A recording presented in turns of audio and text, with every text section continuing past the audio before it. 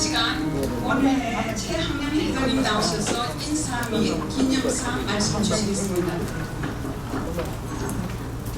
대단히 감사합니다. 바쁘신 중에도 이 자리에 참 일주의 여지가 없이 다 준비된 거로 120명 자석만 만들었는데 뒤에 서 계신 분들도 계십니다만 이만큼 대한민국 건국 대통령 이승만 박사를 기려해 주시고 존경하시고 인정하시는 이런 우리 동포들의 마음의 표현인 줄 알고 이 자리를 빌려서 감사를 드립니다. 앞으로도 계속해서 관심을 가지시고 정권이 바뀌었지만 달라진 게 별로 없습니다. 언론들은 이구동성으로 윤석열 깎아내리기를 계속하면서 가짜 모든 땅 인정도 인기도 이 모든 일들에 지금 주둔하고 있음을 우리는 한눈에 읽을 수 있습니다. 우리 정신 바짝 차리고 앞으로의 조국이 어떻게 돌아갈 것인가에 대해서 오직 기도밖에 없다. 내가 산을 향하여 눈을 들이라 나의 도움이 어디서 올고 나의 도움이 천지를 지으신 여호와에게서로 다 한대로 기도로 승부를 걸 수밖에 없음을 제가 확실히 이 자리를 빌려서 선포합니다. 앞으로 계속해서 새 정부를 위해서도 기도해 주시고 특별히 이승만 건국 대통령을 위해서 기도해 주실 것을 제가 부탁을 드립니다. 여기 지금 아까 마침 김영구 목사님께서 준비를 해 오셔서 마지막 가실 때 스크린을 통해서 영상으로 보게 해주셔서 너무너무 감사합니다. 그 내용을 제가 소상하게 조금 알려드리는데 약 6분간 시간을 할애해 주실 것을 부탁드립니다. 이승만은 1898년 박형효를 추대하는 무력정변에 가담했다가 체포당했다. 탈옥까지 시도했다가 실패해서 끔찍한 고문을 당했다. 조선이라는 나라는 23살 청년을 거꾸로 매달아 놓고 콧구멍에 고춧가루를 뿌리고 물을 부었다. 몽둥이로 몸을 때리고 망치로 손가락을 때렸다. 손톱깃을 가시로 쑤셨다. 1952년 전쟁 스트레스에 시달리던 이승만은 한성 감옥에 악몽을 꾸었다는 기록을 남겼다. 77세가 되기까지 무려 52년이 지나도록 23살 때 당한 고문의 악몽에서 헤어나지 못했다. 사실은 90세로 세상을 떠나가기 직전까지 지나긴 10월 동안 통증에 시달리며 고통을 당했다. 1965년 7월 19일 0시 35분 임종하셨습니다. 맥박을 체크하던 간호사가 그분의 임종을 알렸다. 살아서 조국의 땅에 가서 죽겠노라고 그렇게도 호소하던 그분 이승만 건국 대통령께서는 그렇게 우리 곁을 떠났다. 국가와 민족을 위해 독립운동으로 광복을 찾고 건국을 성취하신 진정한 애국자였다. 북의 불법 남침으로 적화위기 일발해서 대한민국을 구해냈다. 평생을 조국을 위해 희생하며 생애를 아낌없이 부사했던 그이는 그렇게 떠났다. 이역만리 하와이에서 외롭게 생을 마감했다. 고문을 겨루다 너무나 더 씁쓸한 최후를 맞았던 것이다. 한인기독교회에서 21일 오후 8시 30분 영절식이 시작됐다. 하와이 모든 방송 매체들이 이 박사를 떠나보내는 애도의 방송을 앞다투했다. 영절식이 막 시작되려고 했을 때였다. 황급히 달려오는 친구 보수학 씨는 내가 자네를 안다네. 내가 자네를 알아. 자네가 얼마나 조국을 사랑하고 있는지 자네가 얼마나 억울한지 내가 안다네 친구요. 그것 때문에 자네가 얼마나 고생을 해왔는지 바로 그 애국심 때문에 자네가 그토록 비난받고 살아온 것을 내가 잘 안다네 내 소중한 친구요. 통곡 속에서 연결식이 끝났다. 인구 차량이 교회에서 출발한 시간은 밤 9시 30분이었다. 히큰 공군기지에 도착한 시간은 밤 10시 30분이었다. 히큰 공군기지에서 미군 의장대가 나와서 도열을 했다. 6명의 육해 공군 의장대가 조포를 발사하며 의식을 엄숙히 진행했다. 그를 존경하던 미군 장군들의 주도사가 있었다. 의장대의 주는 나팔 소리가 하와이의 여름 밤하늘에 울려 퍼졌다. 유해가 의장대원들의 예시 118 군 특별기에 운구되었다. 벤프리드 장군도 고인과 마지막 걸 함께 한국까지 동행했다. 이승만의 유해를 싣고 이륙하는 특별기에는 그분을 존경하는 16명의 유명 인사들이 함께했다. 1965년 7월 21일 밤 11시 정각 북한 공군 기지로부터 이승만 건국 대통령이 유해를 실은 비행기가 한 줄에서 서서히 이륙했다. 승품을 싣고 그분의 하늘 뒤로 한 채 열대의 밤 하늘 속으로 날아올랐다. 그분이 하와이 섬에 외롭게 착륙한 지 5년 2개월 만이었다. 7월 27일 오후 5시 45분 서울 정동교회에서 그토록 그리던 한국 땅에서 영결식이 거행됐다. 입소문은 삽시간에 한국 전역에 퍼졌다. 강화문 일대는 물론 시청암 남대문 일대 서울역 인근 길에는 수많은 인파가 몰려나와서 대혼잡을 이루었다. 삽시간에 눈물바다를 이루며 통곡하며 슬픔이 뒤엉긴 국민들의 환송이 자발적으로 이루어지고 있었다. 3.15 부정선거는 이승만이 아닌 이규봉의 범죄였지만 그분은 그 모두를 원망 없이 책임을 떠안고 4.19 주전자들을 향해서 용기 있는 젊은이라고 추대심었고 국민이 원한다면 미련 없이 대통령 자리를 내놓고 하야하고 이영만리 하와이로 떠났던 본인 이렇게 유해로 조국 대한민국에 돌아왔다. 국민들은 하나같이 건국 대통령을 국부로 존경하며 개인을 피하는 데 주저함이 없었다. 그래서 한 마음으로 동작동 국민묘지를 향하는 거인의 마지막 길을 전송했다. 태평로를 지나 남대문 한강대교를 거쳐 동작동 국민묘지에 도착한 건국 대통령의 유해는 태극기에 쌓인 관이 서서히 의장대에 의해 안식처에 내려졌다. 7월 27일 오후 5시 45분이었다. 미국보다 영토는 작지만 미국보다 위대한 나라를 만들고 싶다. 내 소원은 백두산까지 걸어가는 것. 이 모든 그분의 소원은 바로 현재라는 시점에서 우리의 소원이요 몫이다. 건국 대통령, 우리의 자랑스러운 국부 이승만을 추모하며 그분의 건국 정신, 자유민주주의, 시장경제, 철저한 반공주의, 공산주의를 하면만 합니다. 한미동맹, 기독교 입국론을 명심한다. 분명히 공산주의를 정치 모델로 삼았던 김일성의 세계에서 가장 비참한 나라로 떨어뜨린 북한을 보낸 그 결과가 증명되고도 남는다. 역사를 왜곡하면 나라가 망한다. 선진국 대외국적선 대한민국 자랑스러운 위상 세계경제 10위권 들어선 조국 이승만이 없는 대한민국은 생각할 수 없다. 어느 누구나 공각하는 있기 마련이다. 그러나 위대한 선조들의 공로는 결코 잊어 말아야 한다. 90평생 오직 독립과 조국 근대화를 위해 큰 업적과 강력한 리더십으로 위협을 떨친 위대한 지도자를 주신 역사의 주권자 살아계신 하나님께 감사와 영광을 돌립니다. 감사합니다. 마치겠습니다.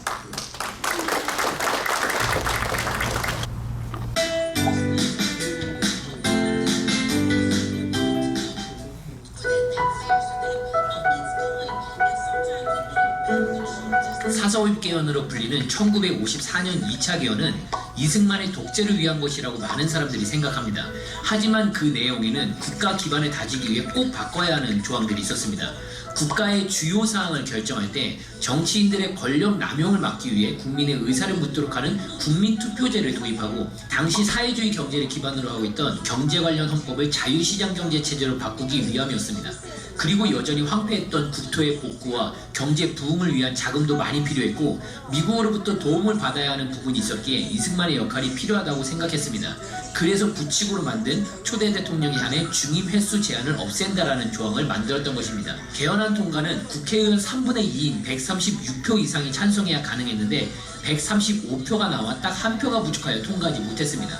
그런데 다음날 자유당은 제적 인원 203명 중 3분의 2에 해당하는 정확한 수치는 135.333명인데 사람은 소수점 이하까지 나눌 수 없으므로 4452의 수학적 원리에 의하여 근사치 정수인 135명이면 통과이다라고 발표했습니다. 자유당의 일방적인 개헌 통과로 인해 이승만의 종신 집권이 가능하게 되었지만 한쪽에서는 이것만을 문제로 삼게 된 것입니다. 그러나 2차 개헌으로 우리나라는 가장 중요한 자유경제체제를 확실히 하게 되었고 자유민주공화국이 되었습니다. 그로 인해 대한민국은 세계 10대 경제대국으로 성장할 수 있었던 것입니다. 2차 개헌으로 지금 우리가 누리고 있는 자유와 풍요의 기반을 닦아놓았다는 사실은 부정할 수 없습니다. 그러나 안타깝게도 우리는 자유시장 경제의 열매를 마음껏 누리고 있으면서도 그 열매를 맺게 한 장본인인 이승만의 부정적인 면만 보고 비난하고 있는 셈입니다. 이승만 대통령이 하야하게 된 결정적인 일이 터지게 됩니다. 그것이 바로 3.15 부정선거 사건입니다. 그런데 이 부정선거는 이승만 대통령 선거가 아니라 부통령 선거에서 이루어진 사건이었습니다. 1960년 선거에서 자유당은 이승만의 대통령으로 이기붕을 부통령으로 내세웠습니다. 야당에서는 조병욱이 대통령 후보로 장면이 부통령 후보로 나왔습니다. 그런데 조병욱이 미국에서 위암 수술을 받던 중 선거 한 달 전에 세상을 떠나게 되었고 이승만은 대통령 단독 후보로 출마하게 되었습니다. 당시 이승만 대통령은 나이가 많았기에 혹여나 임기 중 사망할 경우 부통령이 대통령 자리를 이어받게 되기에 부통령 자리를 놓고 싸움이 심했습니다. 그래서 3월 15일 선거 당일 이기붕과 자유당은 부통령을 뽑는 투표함을 바꾸는 등 다양한 방법으로 부정선거를 저질렀습니다. 국민의 불만은 극에 달했고 전국적으로 항의 시위가 일어났습니다. 선거 당일만 10여 명이 죽고 60여 명이 다쳤지만 이기붕 일당들은 이 사실을 숨기기에 급급했습니다. 부정선거에 대한 시위를 막고자 무력을 사용하게 되었고 1960년 4월 11일 마산 앞바다에서 17살 김주열 군이 눈에 체류탄이 박힌 처참한 시신이 발견되면서 시위의 불길은 더 크게 타올랐습니다. 자유당 장관들은 계속해서 이승만에게 거짓 보고를 하며 이승만의 눈과 귀를 가렸습니다. 전국적으로 학생들이 나와 시위를 하기 시작하였고 자유당은 총까지 겨누며 무력으로 진압을 하였습니다. 결국 4월 19일 하루 동안 시위로 인해 186명이 죽고 수천 명이 다치는 대참사가 일어났습니다. 사태가 수습할 수 없을 만큼 커지자 4월 21일이 되어서야 이기붕 일당은 비로소 사시대로 말하고 전원 사표를 냈습니다. 이승만은 부정선거를 계획하고 실행한 사람들의 사표를 받고 나서야 무엇이 잘못되고 있었는지 깨달았습니다. 그리고 곧바로 부상자들이 있는 병원에 방문했습니다. 이승만이 병원에 들어갔을 때 학생들은 할아버지라고 부르며 그의 손을 잡고 얼싸안았습니다. 병실은 온통 울음바다가 되었습니다. 이승만은 학생들을 보며 부정을 보고 일어서지 않는 백성은 죽은 백성이지 이 학생들은 참으로 장하다. 내가 맞을 총알을 너희가 맞았구나 하며 학생들을 위로했습니다. 이승만은 뒤늦게 사태의 심각성을 깨달았지만 이미 엎질러진 물이었습니다. 그리고 시민들이 하야라는 말을 듣고 바로 하야를 결정합니다. 국민이 원한다면 대통령도 물러나야 해. 그게 민주주의니까 라는 말을 남기고 하야했습니다. 퇴임 후 각국 대표들로부터 위로 편지가 많이 왔습니다. 이승만은 나를 위로하는 편지는 안 받겠소. 나는 지금 가장 행복하다. 부정을 보고 걸기하는 백성들이 나라를 지키니 이런 날을 평생 기다렸기 때문이요 라고 답장했습니다. 이승만이 하야를 선언하고 경무대에서 이화장으로 옮겨가려는데 나는 이제 대통령이 아니니까 관용차를 탈 수 없다. 걸어서 가겠다 라고 고집을 부렸습니다. 그런 그를 측근들은 억지로 차에 태워 이동했던 것입니다. 이승만의 집 담벼락에는 시민들이 할아버지 만세, 만수무강하소서 등의 벽보를 써붙였습니다. 많은 사람들이 이승만의 독재자라고 비난합니다. 그런데 어떤 독재자가 국민들이 하야라는 말에 바로 하야를 결정하여 대통령직에서 내려올 수 있을까요? 그는 한나라의 지도자로서 이기붕의 욕망을 방치했던 것과 국민의 안위를 살피지 못한 책임이 분명히 있었습니다. 그리고 그는 그 모든 책임을 안고 자리에서 내려왔습니다. 그러나 평생을 대한민국의 자유와 발전을 위해 산 이 나라의 국부를 함부로 독재자라고 치부하며 그의 모든 업적을 무시하는 것은 바람직하지 않다고 생각합니다. 그의 잘못은 잘못대로 인정하고 그의 업적은 업적대로 인정해주는 것이 역사를 바라보는 올바른 관점일 것입니다. 우리는 언제나 우리가 누리고 있는 자유가 이승만 대통령 덕분에 누리고 있다는 사실을 잊지 말아야 할 것입니다. 하야한 후에 이승만은 어쩔 수 없이 하와이로 떠났습니다. 나라가 안정이 되면 다시 돌아올 생각이었기에 돈을 아끼며 매일 아침 한국에 돌아갈 날만 기다렸습니다. 가끔 이승만을 찾아오는 사람들에게 그는 언제나 우리나라가 어떻게 되어가고 있는지 물었고 남북 통일을 위해 나서는 일은 없는지 물었습니다. 우리 국민 모두가 통일을 생각하고 있다는 대답에 그는 생각만 하면 뭐하나 행동을 해야지. 내가 나서서 한바탕 했으니 이젠 누군가 통일을 위해서 싸워야 할 것 아닌가. 내 소원은 백두산까지 걸어가는 거라네 하며 호통을 치기도 하였습니다. 90살을 바라보는 고령의 이승만은 언제나 민족에 대한 비전을 품고 희망을 붙들고 있었던 것입니다. 이승만은 결국 한국으로 돌아가지 못한다는 소식을 듣고 큰 충격을 받았고 건강이 급속도로 나빠졌습니다. 그렇게 마지막 여생을 요양원에서 보냈고 3년간의 투병 생활을 마친 1965년 7월 19일 세상을 떠나게 되었습니다. 이승만은 죽어서야 귀국을 승낙받았고 유해가 서울에 도착했을 때는 수십만의 국민이 나와서 그의 마지막 가는 길을 환송했습니다. 대한민국의 수많은 국민들은 90년의 거대한 생애를 조국의 독립과 발전에 바쳤던 국부의 최후를 애도하며 묘지까지 이르는 길을 가득 메웠습니다. 이승만은 갈라디아서 5장 1절의 말씀, 그리스도께서 우리로 자유롭게 하려고 자유를 주셨으니 그러므로 굳세게 서서 다시는 종의 멍에를 매지 말라는 말씀을 늘 품고 기도하였습니다. 그리고 나라를 한 번 잃으면 다시 찾기가 얼마나 어려운지를 우리 국민들은 잘 알아야 합니다. 경제에서나 국방에서나 국권이 서서 두 번 다시는 종의 멍에를 매지 말아야 합니다. 이것이 내가 우리 국민들에게 주는 유언입니다. 반드시 자유를 지켜야 합니다. 라는 유언을 남기고 잠들었습니다. 우리는 대한민국의 국부 이승만 대통령을 언제나 기억하며 감사해야 할 것입니다.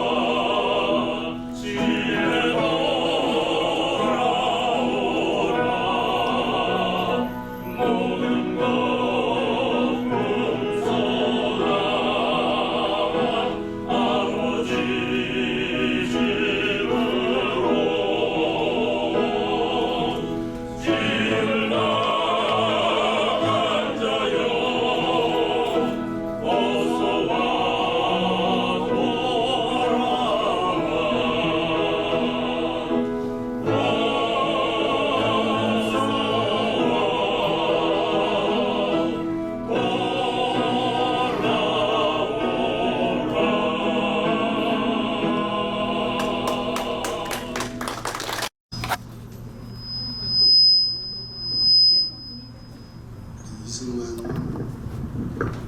대통령을 추모하는 의모의 명예가 잘 되고 있는지 사무총장을 맡으신 우리 그레스 김 전사님이 몇 번 거절했는데도 불구하고 순서에 넣었다 그래서 전혀 준비되지 않은 상태에서 왔습니다.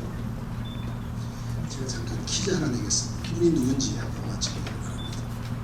이분은 이조만로 1888년 과거시 장원급제했습니다. 육륜공원을 통해서 영어를 잘해서 미주 공사를 두 번 지냈습니다. 이분이 누굴까요? 이완용입니다. 이완용은 권력을 쫓았습니다. 권력을 선택했습니다. 명예를 선택했습니다. 그래서 그는 천추하는 남기라는 매국노란 이름으로 우리 앞에 있습니다. 이승만 대통령은 안타깝게도 2888년 과거 시기에 김구순행과 함께 가고하셨습니다. 그러나 그는 희생을 선택했고 신앙을 선택했고 자유를 선택했고 애국을 선택해서 이 민족을 살리고 이 나라를 세운 국부로 앞에 서 있습니다. 우리의 선택이 어떤 선택이 되는지 모를 것입니다. 내년에 이마음에 좋은 시간을 다시 올 것을 약속하면서 마치겠습니다. 감사합니다.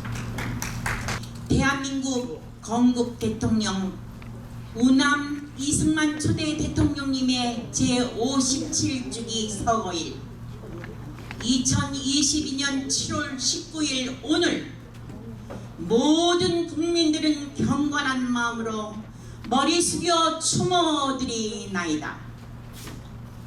뭉치면 살고 흩어지면 죽는다. 길이 남겨주신 귀한 말씀은 우리 모두의 가슴 안에 깊이 새기고 실천하고자 힘쓰고 있나이다. 잠자지 말고 깨어 일어나라. 이승만 박사님의 정신을 본받아 2세 3세 후손 만대의 길이 받들어 대한민국의 번영과 나아가 자유통일이 이루어져 세계 속에 대한민국이 1등 국가로 우뚝 서야겠습니다. 주님의 사랑과 은총 안에 건강한 몸과 마음으로 사는 날까지 목숨 바쳐 나라 사랑, 결의 사랑, 가족 사랑, 무궁화 사랑, 자유통일 세계 평화를 위하여 기여하겠나이다. 대한민국 만반세! 주님께 모든 영광을 올려드립니다. 감사합니다. 사랑합니다.